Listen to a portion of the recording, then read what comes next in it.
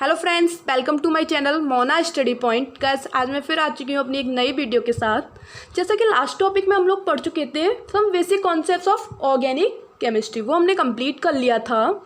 जैसे कि मेरे पास एक कमेंट आई थी कि इनऑर्गेनिक केमिस्ट्री स्टार्ट कराइए। सो गाइस, इनऑर्गेनिक केमिस्ट्री आप लोगों को पढ़नी है तो हम इनऑर्गेनिक केमिस्ट्री स्टार्ट करते हैं। इनऑर्गेनिक में हम सबसे फर्स्ट पढ़ने वाले हैं एटॉमिक स्ट्रक्चर, और उसमें हम सबसे फर्स्ट क्या पढ़ेंगे? Aufbau principal. कौन सा प्रिंसिपल? Aufbau principal. इसको हम लोग N+L रूल भी बोलते हैं।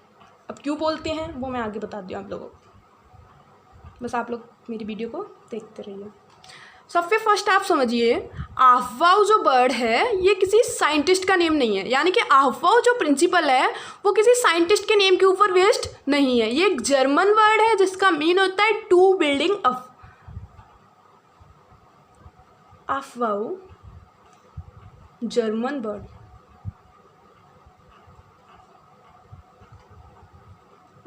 जर्मन वर्ड है जिसका मीन होता है टू बिल्डिंग अप।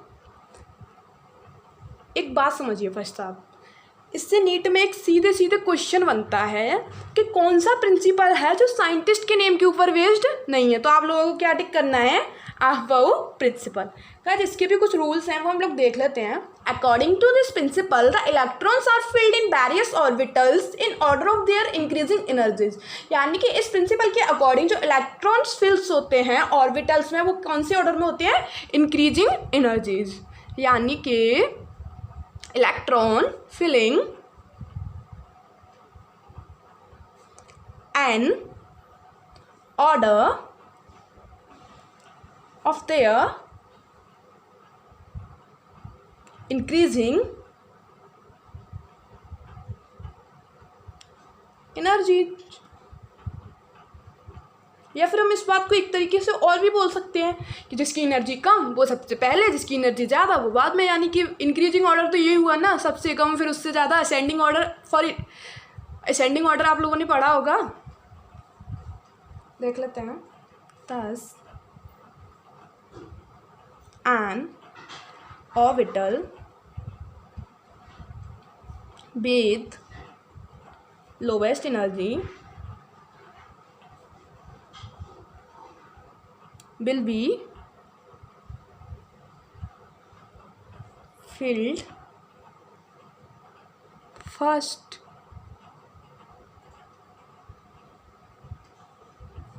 जिसकी एनर्जी कम उसको हम लोग सबसे फर्स्ट फिल करेंगे।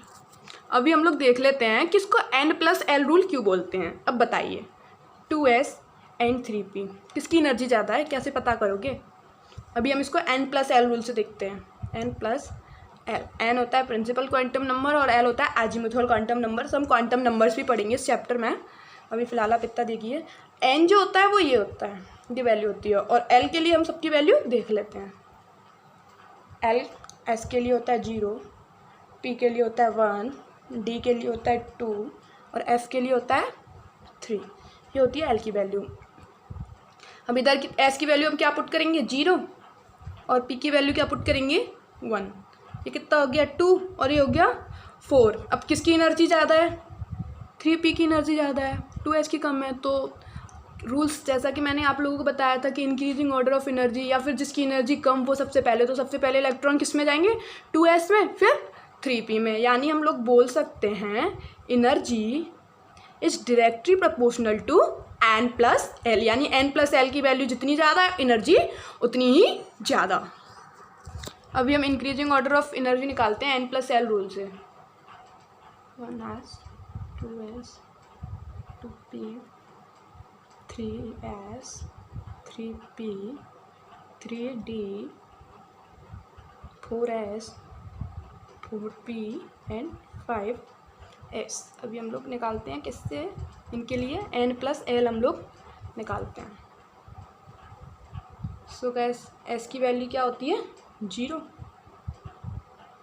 S की वैल्यू 0, P की वैल्यू 1, S की वैल्यू 0, P की वैल्यू 1, डी की वैल्यू 2, एस की वैल्यू 0, पी की वैल्यू 1 और एस की वैल्यू 0। ये कितना हो गया? 1 2 3 3 4 5 4 5 एंड 5।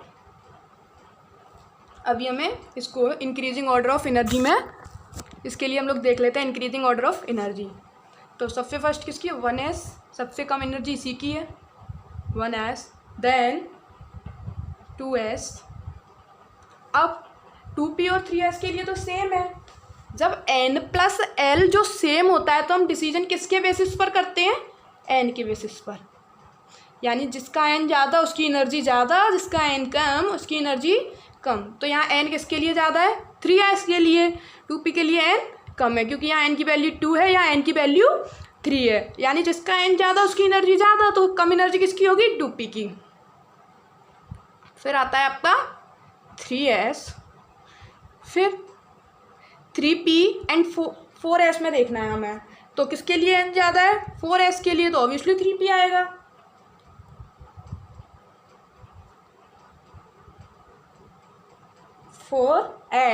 फिर 3d एंड 4p के लिए देखना है। n किसका ज़्यादा है? 4p का। तो n की वैल्यू ज़्यादा, एनर्जी ज़्यादा, तो क्या आएगा? 3d। फिर आता है आपका 4p, फिर आता है आपका 5s। ये होता है increasing order of energy. Guys इसमें और भी हैं, वो हम लोग देखेंगे बाद में, क्योंकि अभी मैं सिर्फ आपको इसका बेसिक्स बता रही हूँ। इंक्रीजिंग ऑर्डर ऑफ एनर्जी क्या है? ये increasing order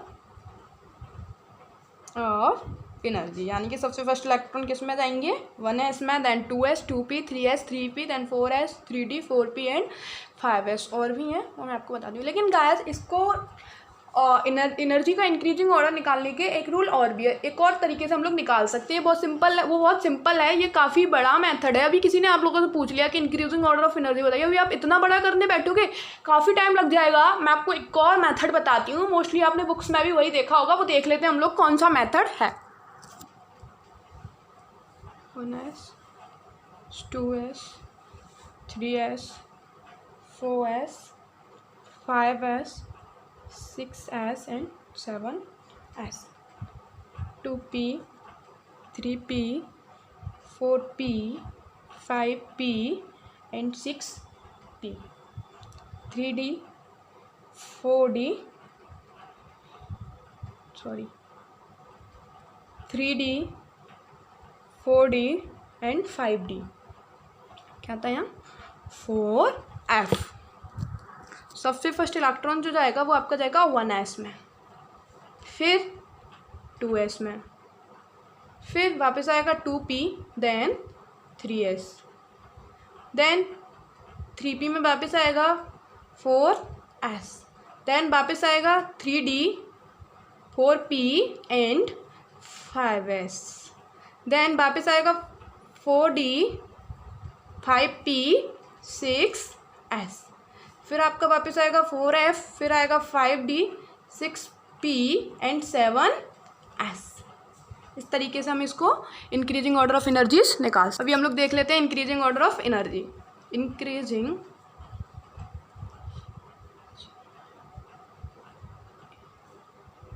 order of energies क्या होगा? सबसे फर्स्ट इलेक्ट्रॉन किस में गया था? 1s, then 2s, then 2p, then 3s, then 3p, then 4s, then 3d, then 4p, then 5s, then 4d, then 5p, then 6s, then 4f, then 5d, then 6p, then 7s। तो आप लोग इससे भी increasing order of energy निकाल सकते हो। ये सिर्फ 2 मिनट का काम है, सिर्फ 2 मिनट में निकल सकता है, उससे काफ़ी बड़ा हो जाएगा तो गाइस आप लोग मोस्टली इस मेथड को फॉलो करें, वो n+l रूल समझाने के लिए मैंने आपको बताया था। गाइस हम लोगों ने इंक्रीजिंग ऑर्डर ऑफ एनर्जी तो देख लिया, I mean हमें ये तो पता चल गया पहले इलेक्ट्रॉन 1s में जाएगा, देन 2s में जाएगा, 3p में जाएगा, 3s में, इस तरीके से मतलब इस ऑर्डर में जाएगा, ये जो लिखा हुआ है इस ऑर्डर में जाएगा। लेकिन हमें ये तो नहीं पता कि s में कितने इलेक्ट्रॉन जाएंगे, p में कितने जाएंगे, 3 और d में कितने जाएंगे, f में कितने जाएंगे। तो इसके लिए एक और है रूल, एक फॉर्मूला है, उसको हम लोग देख लेते हैं। Third, in these subcells distribution of electron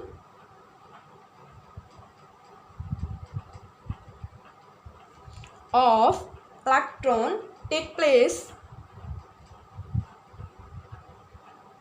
according to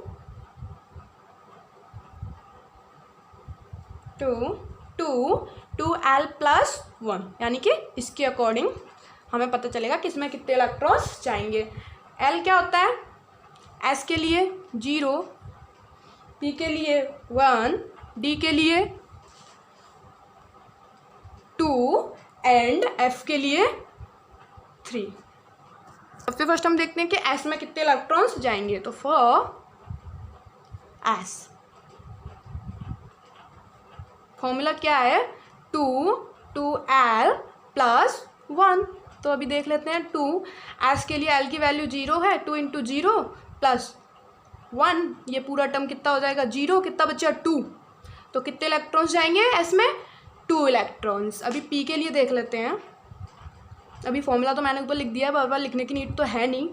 2 × 1 + 1, तो कितने इलेक्ट्रॉन्स हो गए, 6 इलेक्ट्रॉन्स। d के लिए देख लेते हैं हम, 2 × 2 + 1, कितने इलेक्ट्रॉन्स हो गए, 10 इलेक्ट्रॉन्स, यानी d में कितने इलेक्ट्रॉन्स जाएंगे, 10। f के लिए और देख लेते हैं, 2 × 3 + 1, 3 × 2 = 6 + 1 7, 7 × 2 = 14, कितने इलेक्ट्रॉन्स जाएंगे, 14 इलेक्ट्रॉन्स। अभी हमें ये भी पता चल गया कि सबसे फर्स्ट इलेक्ट्रॉन 1s में जाएगा, 2s में जाएगा, फिर 2p में जाएगा, और ये भी पता चल गया कि s में 2 इलेक्ट्रॉन जाएंगे, p में 6 इलेक्ट्रॉन्स जाएंगे, d में 10 इलेक्ट्रॉन्स एंड f में 14 इलेक्ट्रॉन्स। अब हमें ये कैसे पता चलेगा कि इनके लिए ऑर्बिटल्स कितने होंगे, s के लिए कितने ऑर्बिटल्स होंगे, p के लिए यानी सबसेल्स कितनी होंगी, तो वो भी हम लोग देखते हैं। ऑर्बिटल्स जो होते हैं वो इलेक्ट्रॉन के जस्ट हाफ होते हैं, यानी कि s में 2 इलेक्ट्रॉन, तो ऑर्बिटल कितने हो जाएंगे, 1 ऑर्बिटल 1। p में 6 इलेक्ट्रॉन, ऑर्बिटल 3। d में 10 इलेक्ट्रॉन, ऑर्बिटल्स 5। f में 14 इलेक्ट्रॉन, ऑर्बिटल्स 7। गाइस कुछ एग्जांपल्स हम देख लेते हैं, जैसे कि सोडियम है, सोडियम का एटॉमिक नंबर कितना होता है, 11। जैसा कि मैंने आपको बताया था, सबसे फर्स्ट इलेक्ट्रॉन किस में जाएगा, 1s में, और s में कितने जाते हैं, मैक्सिमम 2। फिर जाएगा 2s में, कितने जाएंगे, 2p में मैक्सिमम कितने जाते हैं, 6। फिर कितना बचा, 10 हो गया, 1 बचा, तो कितना हो जाएगा, 3s1। फिर देख लेते हैं हम आर्गन के लिए, और बाकी तो मैग्नीज वगैरह के लिए तो 3s2 इस तरीके से हो ही जाएगा, आप देख लेना। नहीं आए तो आप मुझे कमेंट बॉक्स में बता सकते हो, मैं अपनी नेक्स्ट वीडियो में उसको समझा दूंगी। 1s2, 2s2, 2p6, 3s2, 3p6। अभी नेक्स्ट हम लोग देख लेते हैं पोटेशियम के लिए, 1s2, 2s2, 2p6, 3s2, 3p6, 4s1। इस तरीके से चला जाएगा। कैल्शियम में हो जाएगा 4s2, स्कैंडियम में 4s3। इस तरीके से आप कंप्लीट करना है इसको, सारे मुझे बताना। अगर नहीं समझ में आए तो आप मुझे कमेंट बॉक्स में बताओ, मैं उसको आपको बताऊंगी। गाइस इसमें कुछ एक्सेप्शन भी हैं, जैसे कि कॉपर देख लेते हैं हम लोग, कॉपर का Cu29। बाकी आप लोग कीजिए, फिर नहीं आए तो मुझे आप बताइए कमेंट बॉक्स में कैसे हो जाएगा। 1s2, 2s2, 2p6, 3s2, 3p6। अब यहाँ क्या होगा, 4s2 होगा, 3d 9 होगा, लेकिन डी में कभी 9 नहीं जाते, तो ये क्या हो जाएगा, ये रॉन्ग हो जाएगा। एक और देखते हैं हम, डी में 8 जा सकते हैं, 10 जा सकते हैं, लेकिन 9 नहीं जाएंगे। 1s2, 2s2, 2p6, 3s2, 3p6, अब यहाँ 4s में 1 जाएगा और 3d में 10। ये हो गया कॉपर का। नेक्स्ट हम लोग जिंक का देख लेते हैं। जिंक का कितना होता है एटॉमिक नंबर, 13। क्या हो जाएगा, 1s2, 2s2, 2p6, 3s2, 3p6, 4s2 and 3d 10। Guys इस तरीके से आप लोग सोडियम से लेके जिन तक सबके इलेक्ट्रॉनिक कॉन्फ़िगरेशन निकाल सकते हो। आप लोग थोड़ा सा ट्राई करके देखोगे, आप लोगों को आ जाएगा। ये काफ़ी इजी है, बट फिर भी आप लोगों को कोई दिक्कत होती है तो आप मुझे कमेंट बॉक्स में बता सकते हो। जैसा कि आप लोगों ने यहाँ देखा है, बस कॉपर का एक्सेप्शन केस है। सो गाइस कल हम लोग पढ़ेंगे हुंस रूल। अगर आपको कोई भी दिक्कत हो तो आप प्लीज़ कमेंट बॉक्स में बताइए। और मेरी नई से नई वीडियो सबसे पहले देखने के लिए बेल आइकन पर क्लिक कीजिए, मेरी वीडियोज़ को लाइक कीजिए, मेरे चैनल को सब्सक्राइब कीजिए। थैंक यू गाइस, मिलते हैं फिर।